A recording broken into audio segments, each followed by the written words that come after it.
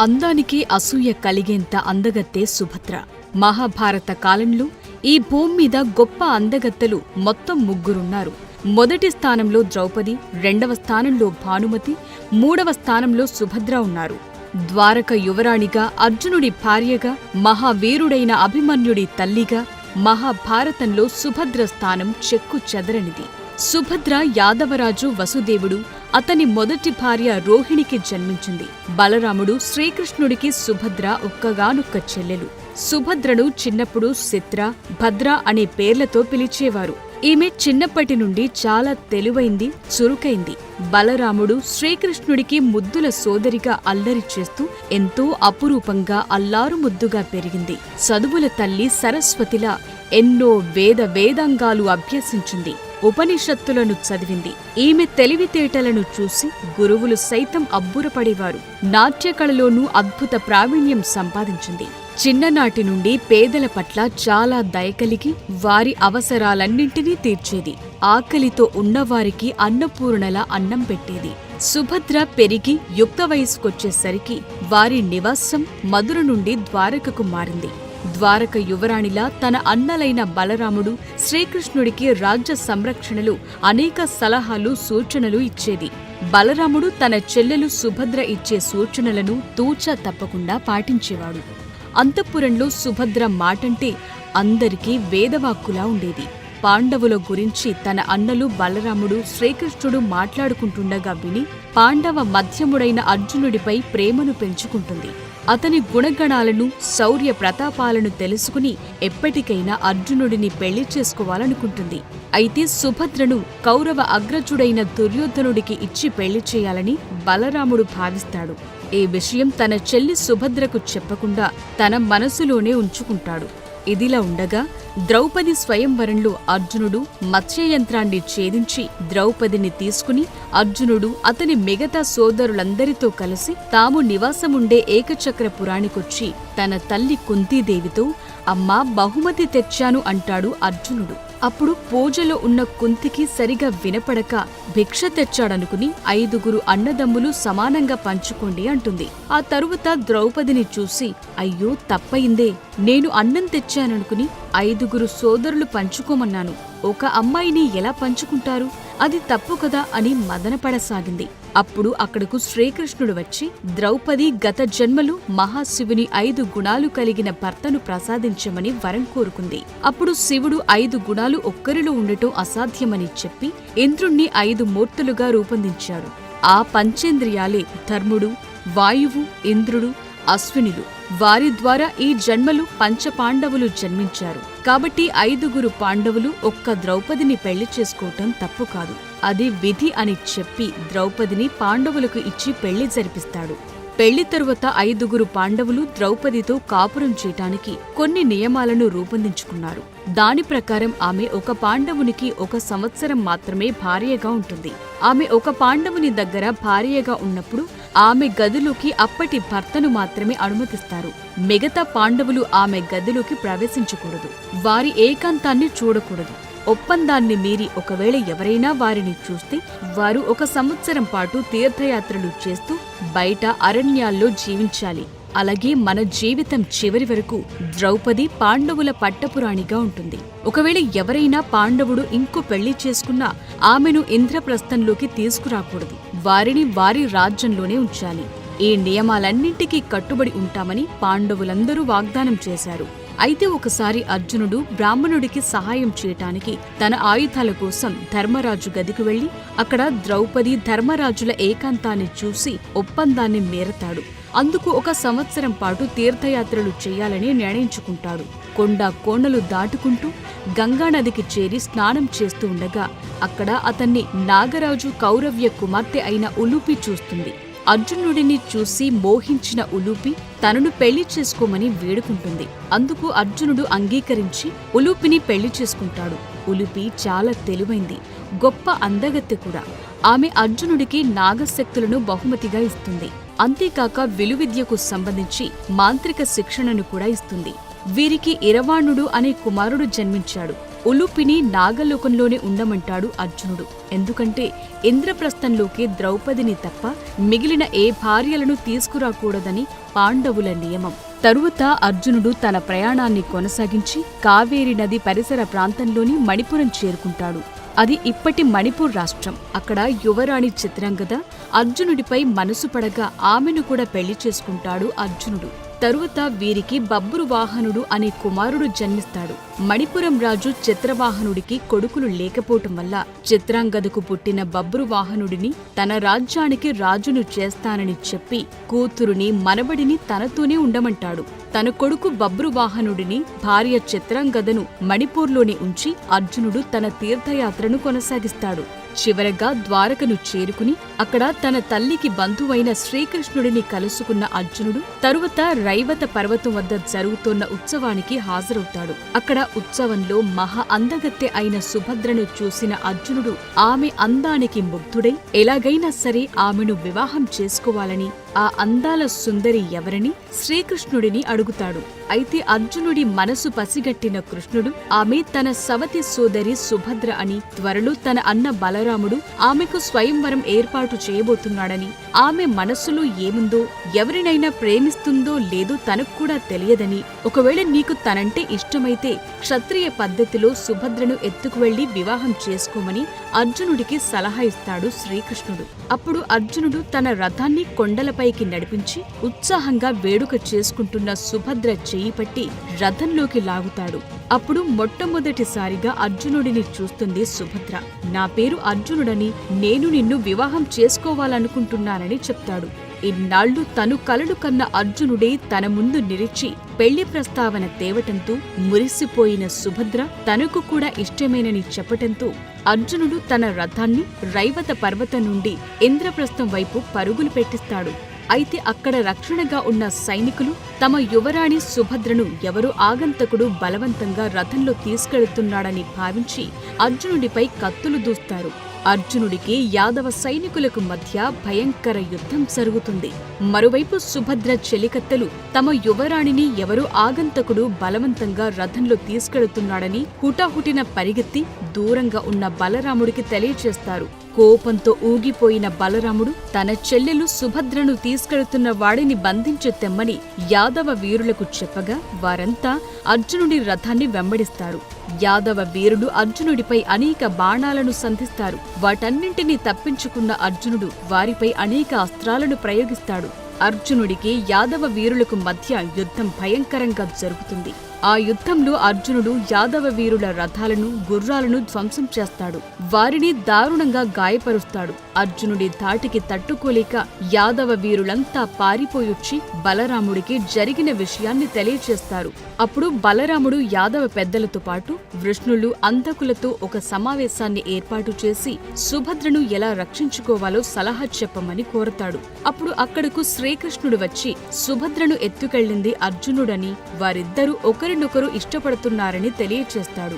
మహావీరుడైన అర్జునుడే సుభద్రను కోరుకున్నప్పుడు మనం అడ్డుపడటం భావ్యం కాదని పెద్దలందరూ భావించి వారిద్దరికీ పెళ్లి చేసి పెద్దరికాన్ని నిలుపుకోమని బలరాముడికి సూచిస్తాడు. సుభద్రను దుర్యోధనుడికి ఇచ్చి పెళ్లి చేయాలనుకున్న బలరాముడు సుభద్ర అర్జునుడిని ఇష్టపడుతుందని తెలుసుకుని చెల్లెలి సంతోషం కోసం వారిద్దరికీ పెళ్లి చేయటానికి అంగీకరిస్తాడు. ద్వారకకు తిరిగి వస్తే శాస్త్రోక్తంగా పెళ్లి జరిపిస్తామని వేగుల ద్వారా వర్తమానాన్ని అర్జునుడికి చేరవేస్తారు. తరువాత అర్జునుడు కూడా తను సుభద్రను పెళ్లి చేసుకోవాలనుకుంటున్నానని, మీ అంగీకారం తెలియచేయమని ధర్మరాజుకు ఒక లేఖను పంపగా వీరిద్దరి పెళ్లికి ధర్మరాజు కూడా తన సమ్మతిని తెలియచేస్తాడు. తరువాత అర్జునుడు సుభద్రతో ద్వారక చేరుకుని అక్కడ అందరి సమక్షంలో వైదిక ఆచారాలతో సుభద్రను వివాహం చేసుకుంటాడు. పెళ్లి తరువాత సుభద్రను ఇంద్రప్రస్థంలోకి ఎలా తీసుకెళ్లాలో తెలియక అర్జునుడు మదనపడసాగాడు. భర్త బాధను అర్థం చేసుకున్న సుభద్ర ఎప్పటికైనా పాండవ పట్టమహిషి ద్రౌపదేనని, అర్జునుడి పక్కన మొదటి స్థానం కూడా ద్రౌపదిదేనని, ఆమె తరువతే నేనని, మన వివాహాన్ని ద్రౌపది అంగీకరించుకుంటే నేను ద్వారకలోనే ఉంటానని అర్జునుడికి అనునాయంగా తెలియచేస్తుంది. తనను గోవుల కాపరిగా, ద్రౌపది దాసిగా తీసుకెళ్లమని సలహా కూడా ఇస్తుంది. సుభద్ర అంతరంగాన్ని తెలుసుకున్న అర్జునుడు ద్రౌపది పట్ల సుభద్రకు ఉన్న గౌరవానికి ఆశ్చర్యపోతాడు. సుభద్ర మంచి మనసుకు సంతోషిస్తాడు. ఏదైతే అదయ్యిందని సుభద్రను తీసుకుని ఇంద్రప్రస్థానికి ప్రయాణమవుతాడు అర్జునుడు. తమ ఇంటి అదృష్టలక్ష్మి అయిన సుభద్రకు రత్న రాసులు, మణిమాణిక్యాలు, తన కనక వస్తువాహనాలను కానుకలుగా ఇస్తాడు బలరాముడు. అయితే వాటన్నింటినీ సున్నితంగా తిరస్కరించి సుభద్రను మాత్రమే తీసుకుని బయలుదేరుతాడు అర్జునుడు. ఇంద్రప్రస్థంలో అర్జునుడు సుభద్రలను, కుంతి, ఆమె 4 పాండవులు ఘనంగా స్వాగతిస్తారు. అర్జునుడి పక్కన ఉన్న సుభద్రను చూసి ద్రౌపది ఎవరిని అడగ్గా, ఈమె ద్వారకలో గోవుల కాపరి, ఇంద్రప్రస్థంలో గోవులను కాస్తుందని తెచ్చానని చెప్పి తప్పించుకుంటాడు అర్జునుడు. అంతకుముందే వీరిద్దరి వివాహం గురించి పాండవుల మాటల్లో సూచాయగా తెలుసుకున్న ద్రౌపది ఎర్రబడ్డ కళ్లతో కోపంగా తన గదిలోకి వెళుతుంది. సుభద్ర కూడా ద్రౌపది వెనకనే ఆమె గదిలోకి వెళ్లగా బాధలో ఉన్న ద్రౌపది ఎవరు నీవు అని సుభద్రను ప్రశ్నించగా, నేను మీ దాసిని అని వినయంగా బదులిస్తుంది సుభద్ర. ద్వారక యువరాణి అయ్యుండి సాక్షాత్తు శ్రీకృష్ణుడికి సోదరి అయినా కూడా కొంచెమైనా అహంకారం కాని గర్వం కాని లేకుండా వినయంగా తలవంచుకుని తన ముందు నిలబడ్డ సుభద్రను చూసి ద్రౌపది మనస్సు ఆనందంతో చలించిపోతుంది. ఆప్యాయంగా సుభద్రను దగ్గరకు తీసుకుని కౌగిలించుకుంటుంది. చివరకు అర్జునుడి భార్యగా, తన చెల్లెలిగా సుభద్రను అంగీకరిస్తుంది ద్రౌపది. ఇంద్రప్రస్థంలో సుభద్ర తన అత్త కుంతిని ఎంతో ప్రేమగా చూసుకుంటుంది. ధర్మరాజు, భీముడిని తన బావలుగా, నకుల సహదేవులను తన మరుదులుగా గౌరవంగా చూస్తుంది.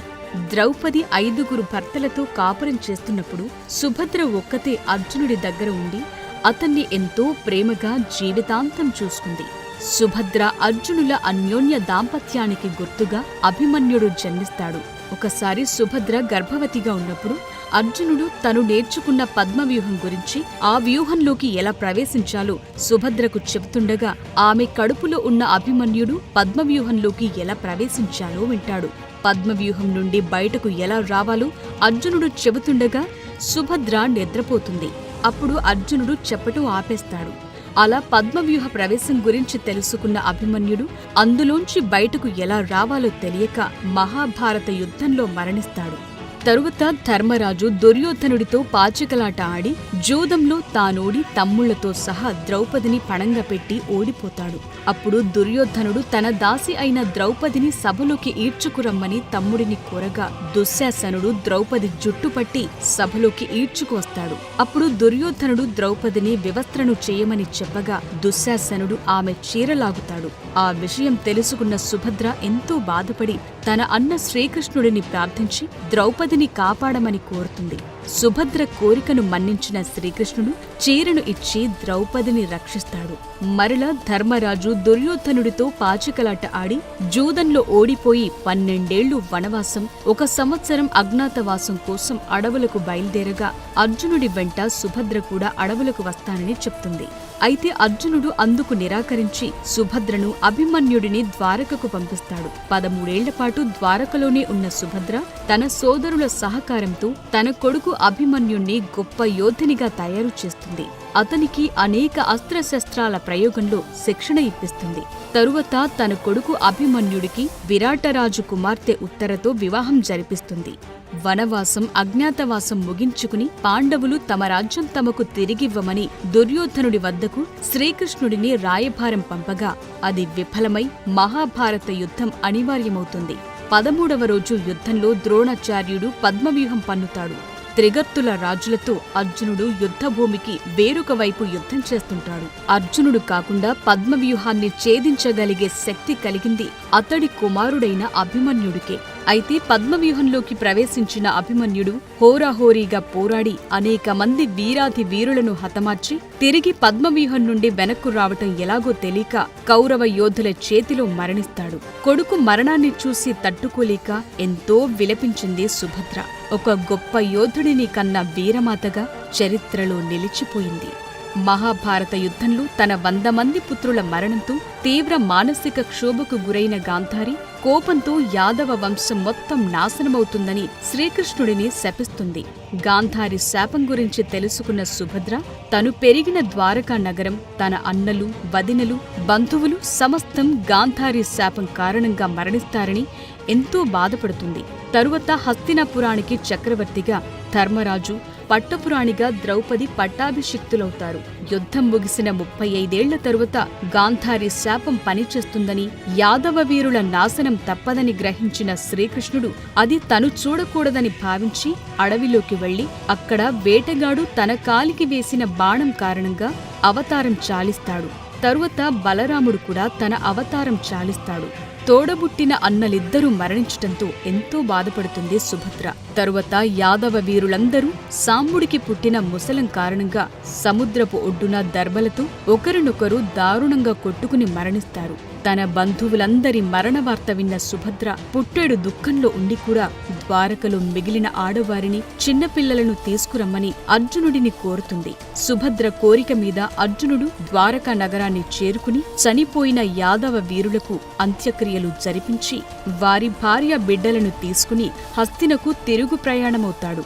అర్జునుడు వారందరినీ తీసుకుని కొంత దూరం రాగానే సముద్రం ఉప్పొంగి ద్వారకా నగరం మొత్తం మునిగిపోతుంది. అలా గాంధారి శాపం కారణంగా శ్రీకృష్ణుడు ఎంతో ఇష్టపడి కట్టించుకున్న ద్వారకా నగరం యావత్తు సముద్రంలో మునిగిపోతుంది. అర్జునుడు తీసుకువచ్చిన యాదవుల భార్య బిడ్డలను ఓదార్చి వారందరూ జీవితాంతం బ్రతకటానికి కావాల్సిన ధన సహాయం చేస్తుంది సుభద్ర. వారందరికీ తగిన ఉపాధిని కల్పిస్తుంది. వారి పిల్లలకు విద్యాబుద్ధులు నేర్పిస్తుంది. 36 ఏళ్లపాటు రాజ్యాన్ని జనరంజకంగా పాలించిన ధర్మరాజు కృష్ణుడు అవతార సమాప్తి చేశాక జీవితం మీద వైరాగ్యం పెంచుకుని పాండవులు మహాప్రస్థానం ప్రారంభిస్తారు. హస్తినాపురం సింహాసనంపై సుభద్ర మనవడు అభిమన్యుడు, ఉత్తరల కుమారుడైన పరీక్షిత్తును, ఇంద్రప్రస్థానానికి కృష్ణుడి మనవడు ప్రద్యుమ్నుడు, ప్రభావతిల కుమారుడైన వజ్రనాభుడికి పట్టాభిషేకం చేసి వారిద్దరి పర్యవేక్షణ బాధ్యతను సుభద్రకు అప్పగించి పాండవులు మహాప్రస్థానం కోసం యాత్ర చేస్తారు. ఆ యాత్రలో అందరికన్నా ముందు ద్రౌపది మరణిస్తుంది.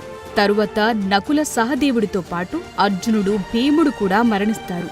ధర్మరాజు ఒక్కడే సశరీరంతో స్వర్గానికి చేరుకుంటాడు. తరువాత కొంతకాలానికి సుభద్ర తన కోడలు ఉత్తరతో కలిసి సన్యాసినులుగా అడవిలోకి వెళ్లి తపస్సు చేస్తూ తమ తనువులను చాలించారు.